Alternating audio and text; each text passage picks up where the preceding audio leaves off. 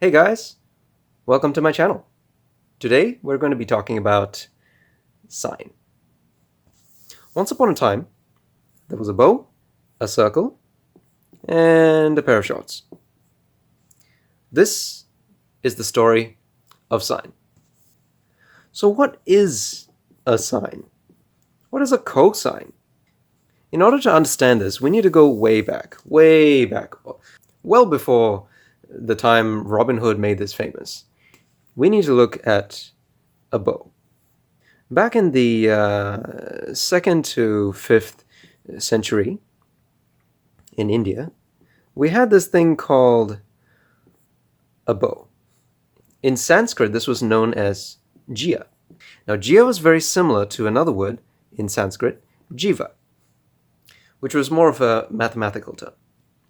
If you draw a circle and pick any point on the top half of the circle, draw a straight line all the way down to the other side of the circle, and you will have what we call a chord. Notice how the right side of this circle looks a bit like a bow, which also is known as Jeeva. Now, if you take half of that chord, what we now have is, well, half a chord. But in Sanskrit, this is known as Jeeva. And some of you might already be beginning to connect the dots here. It's starting to look like something to do with sine. So from the word Jeeva, which means bow in Sanskrit, we get the word Jeeva, which means half a chord in Sanskrit. And this was then translated into the Arabic word Jeeba, which was then further translated into the Latin word sinus. But this is where things go wrong. Sinus is actually a mistranslation of the word Jeeva. And this is where the pair of shorts comes in. So if you think about your favorite pair of shorts, right? So, I don't know, just think of your favorite color or something. And if we focus specifically on this corner over here, we have what we call a pocket, right? Do you want to guess what the Latin word for pocket is? Well, it's actually sinum. But we can also call it sinus, which means quite a few things, actually. It means bay, bosom, gulf, pouch. You get the idea. It means a lot of things. From here, we get the English word sine. So from the word Jeeva, somewhere along the way, it's been mistranslated to give us the word sine, which in essence is representing what Jeeva is. And if placed on a unit circle, drawing half a chord in, this would represent some sort of height, right?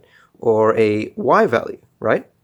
Which in this case would relate back to the word Jeeva, which can now be known as sine by some happy accident. So we can conclude and say that the sine of theta is actually a y value. And to fill in the void for the x value, they created a complement known as cosine. And that's all there is to cosine. It's quite simply just the complement of sine. Some might ask why is sine theta on top instead of on the side? Why not swap cos and sine around? Well, I can ask you a similar question. How do you hold a bow? Vertically, right? I mean, unless you're one of those people who wants to point their bow straight up into the sky and shoot themselves in the foot, you would hold a bow like everyone else does. And so sine, or Jeeva, is strictly going to be vertical, enabling us to designate sine as the y value. So there you have it. That is the story of sine. And cosine as well. But cosine's more of an afterthought, really. Anyway, I hope that was helpful. If you did find it helpful, then please like the video, comment below, and subscribe. Thanks, guys, and I'll see you in the next one.